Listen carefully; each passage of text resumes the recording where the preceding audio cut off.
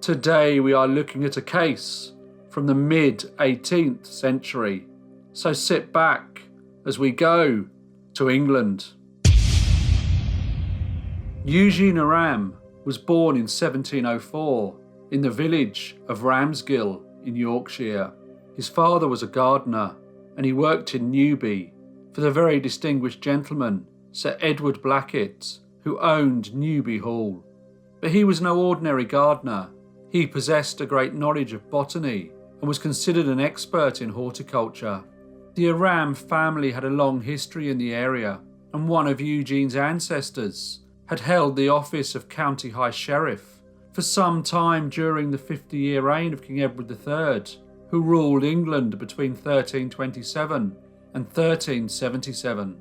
Over the years, the family's position in the area had declined, and now they lived a very humble life. Eugene's parents could not afford to send their children to expensive schools. At the time, education varied considerably, depending on a family's social class, and Eugene received an elementary education, only ever being taught reading and simple arithmetic. When he was 13 years old, he went to work with his father at the fine residence of Sir Edward Blackett. Here Eugene had access to many books, and he very much liked to read. He started to teach himself Latin, Greek, Hebrew and Arabic, and studied very complex mathematical equations. It soon became evident that Eugene was a gifted scholar and an extremely competent mathematician. He continued working there until 1719. When he was 16 years old, Eugene went to work as a bookkeeper in London at the house of Christopher Blackett. He continued his studies and considered that the way for him to have a better life was by educating himself. Unfortunately, he contracted smallpox. This was a terrible disease and a very common cause of death in early 18th century London. Eugene survived, but he left the city and returned to Yorkshire, where he started working as a schoolmaster in the small village of Netherdale. As well as teaching, he also found time to continue his studies. He embraced literature, history and poetry. He also met a young lady and got married. He stayed in Netherdale until 1734, when he was offered a position as a schoolmaster in the picturesque spa and market town of Knaresborough. This was a good opportunity for Eugene, as the school in Knaresborough was larger than the small village school in Netherdale, and he considered that this would be good for his wife, as she would be able to mix in a wider and more varied social circle. For the next 10 years, he taught classes at the school, and although Eugene was a considerate husband, his marriage was not a particularly happy one, and he often argued with his wife. But at the time, divorce was something very rare and very expensive, so in public, Eugene and his wife just continued with the pretense of being a devoted, loving couple. One of his acquaintances was a local shoemaker named Daniel Clark. It was rumoured in the town that Daniel's wife was from a wealthy family, and she would soon be the beneficiary of a considerable legacy. When these rumours reached Eugene and a friend of his named Richard Houseman, they wondered how they may also benefit from the shoemaker's good fortune. They had known Daniel Clark for a number of years, and as Eugene was a well thought of and well-known schoolmaster, he decided to advise Mr. Clark on how best to make the most of any money that may soon come his way.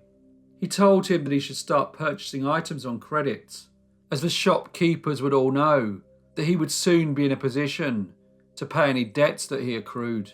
He also said that by doing this, his wife's family would realise that he was a fine gentleman who was a respected member of the community and one who could easily negotiate favourable credit terms. The shoemaker took his advice and started to spend money he did not have, and soon accumulated quite large debts with local traders, debts which at the point he took them on, he had no means of repaying. As the debts were not repaid, tongues soon started wagging that perhaps the shoemaker's wife was not from a wealthy family after all, or if she was, she would not be the beneficiary of any inheritance. Local shopkeepers and traders also started to worry. Then, on the 8th of February 1744, Daniel Clark disappeared. At first it was presumed that he had probably gone away to escape his money worries and to dispose of the items he had purchased, which included rings, bracelets and silver plates. The local authorities, however, took the disappearance seriously. They searched the area but found nothing. A reward was put up for information, but this did not produce any significant leads, and the whereabouts of Daniel Clark remained a mystery. Soon after, Eugene made some trips to London and started to clear his debts. People wondered how he had managed to do this, as Eugene Aram was not a man of title, he was a schoolmaster. Many of the residents of Knaresborough began to gossip about him and discussed why Richard Houseman was so rarely seen and why no one had heard from the shoemaker, Daniel Clark. By April 1745, Eugene had had enough of all the rumours that circulated in the shops and taverns of the town, so he packed his bags, abandoned his wife and children, and travelled 200 miles to London. He spent his time studying and teaching. He qualified to teach French and worked at schools in and around the capital. In the mid-18th century, the population of London was 650,000, so he felt safe in the knowledge that he could have a more peaceful life without people whispering about him whenever he walked in the street. But to his family, his whereabouts were very much unknown. Eugene made no contact with them, just like his acquaintance Daniel Clark. As far as the people of Knaresborough were concerned, Eugene Aram had disappeared. As the years passed, he worked in schools in different parts of the country, never staying in any one place for too long. But in February 1758, he took up a position in a grammar school in the beautiful market town of King's Lynn. Back in Knaresborough, the people had largely forgotten about Daniel Clark and Eugene Aram. A lot had happened in the 14 years since they had both vanished. Labourers had been asked to extract some stone from one of the hillsides that looked over the town. The work, however, was abruptly halted when one of them came across a human skeleton. Immediately, the local residents wondered if this could be the remains of Daniel Clark, and suddenly, great interest was reignited in the mystery that surrounded his disappearance. An inquest was ordered, and Eugene's wife was questioned. She informed the coroner that she believed that the skeleton found was probably that of Daniel Clark, adding that her husband had spent much time with him and with another man named Richard Houseman before Mr. Clark had disappeared. She also remembered that all three men had been acting in a very peculiar manner in the days preceding the disappearance. The coroner ordered that Richard Houseman be questioned. When he was apprehended, he seemed agitated and confused. It was noted that he was nervous and his face had a very worried appearance. The coroner suddenly asked him to take one of the bones in his hand, which he did. He looked at it and then confidently said, "This is no more Dan Clark's bone than it is mine." This was strange. How did he know that they were not the bones of Daniel Clark, unless he actually knew what had become of him? No one really believed his testimony, and the coroner put it to him that he was holding the bones of the shoemaker, Daniel Clark, who he had murdered in February 1744. Richard Houseman, by now looking rather perturbed, replied that the murder of Daniel Clark was committed by Eugene Aram, and the body was buried in St. Robert's Cave, very close to the town. He then gave a detailed description as to exactly where the body could be found. The coroner dispatched town officials to the cave. They followed the information provided by Mr. Houseman, and within a few minutes uncovered the remains of Daniel Clark. The people of Knaresborough were fascinated with the discovery. At last the mystery of the missing man had been resolved. But was Richard Houseman telling the truth? And how did Mr. Clark end up in a cave? The local magistrate ordered that Eugene Aram be arrested. However, no one knew where he was, or if in fact he was still alive. As word spread that the authorities in Knaresborough had a warrant for the immediate arrest of Eugene, he was soon discovered at the school in King's Lynn, where he was apprehended on the 21st of August 1758 and taken to Tyburn Prison in York to await his trial.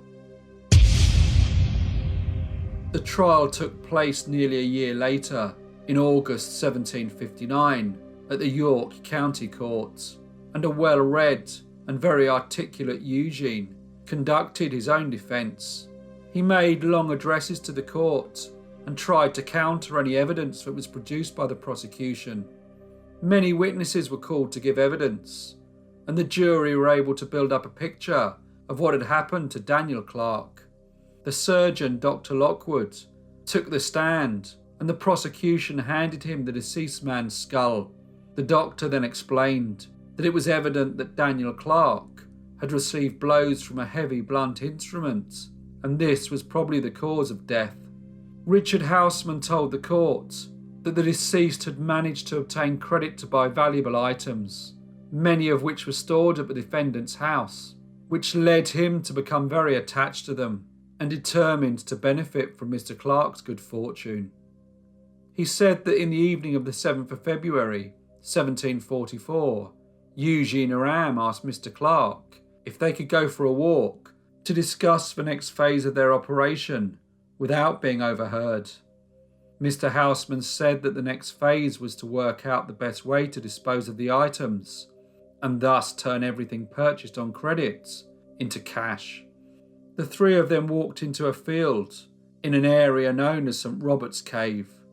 Mr. Aram and Mr. Clark were walking some way in front of Mr. Houseman, and when they had got within 6 or 7 yards of the cave, Mr. Houseman said that he saw Mr. Aram strike the deceased several times with an object. He said it was dark, but he knew what he saw. He feared for his own safety, so quickly departed. Then the next day, he went to Mr. Aram's house. There was a small fire in the garden, and it appeared that the defendant was burning some clothes.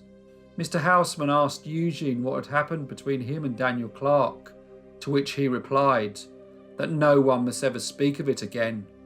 The two gentlemen then shared the items that Mr. Aram had been storing. Mr. Houseman said he hid his share in his garden for a year before travelling to Scotland to sell them. He added that he believed the defendant had sold the items he had in London. When Eugene's wife was called to testify, she said that a day or so after Daniel Clark had gone missing, she found the remnants of garments on a bonfire in the garden. She had also observed her husband and Mr. Houseman deep in conversation while the fire was alight.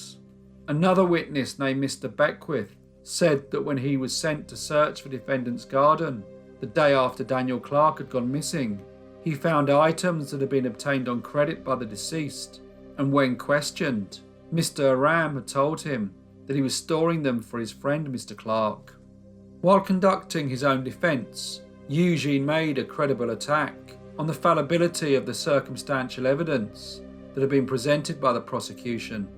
He tried to put doubt in the mind of the jury as to whether the skeleton found at the cave was actually the skeleton of Daniel Clark, reminding them that they had previously believed that the skeleton found on the hill was that of Daniel Clark.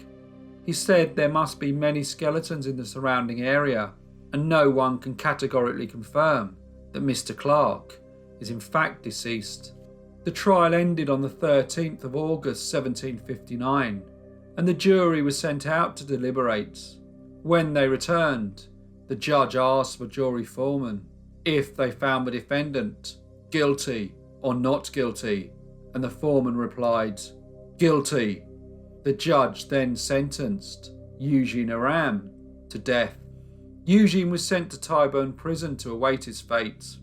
The day before his execution, he attempted to take his own life, but he was found by his jailer, and a doctor was summoned who managed to save him from bleeding to death.